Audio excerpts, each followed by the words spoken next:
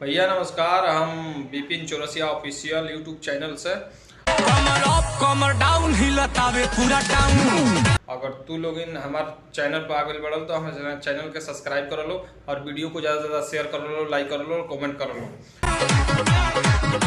और एगो देख लो डांस वीडियो कितना बढ़िया बा, जौन कि हमेशा हम अच्छा पारिवारिक वीडियो ले आवेनी, जौन की कोनो अश्लीलता ना रहेला हमरा वीडियो में। अगर तुम लोग चाहो तारा लोग अपन प्रमोशन करावे के तो हमरा यूट्यूब चैनल पर जा लो आ मैसेज कर लो, हम खुद तारा लोग के वीडियो दिखा दें, प्रमोशन कर दें, जौन के पैसा हम ना लेनी, फ्री में हम प्रमोशन करेनी। आई देख लो एगो वीडियो, कितना बढ़िया वीडियो बावे।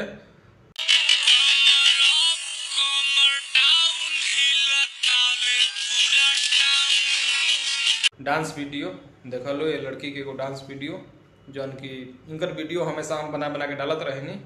और देख लो, और अगर तार लोग लगा अगर ये वीडियो अवेल बा तो हमारा चैनल के सब्सक्राइब कर लो, बिपिन चौरसिया ऑफिशियल 8002। और हमारा फेसबुक भी यही नाम से बा, इंस्टाग्राम आईडी भी हमारे यही नाम से बा, आ फेसबुक भी हमारा यही नाम से बा। जा लो हमारा चैनल के सब्सक्राइब कर लो और देख लो भोजपुरी वीडियो इंजॉय।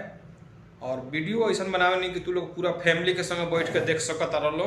हमारा वीडियो में कुछ अश्लील ना रहेला, जितना भी यूट्यूब चैनल पर हम वीडियो डाले नहीं वो वीडियो में एको गो अश्लील ना मिली।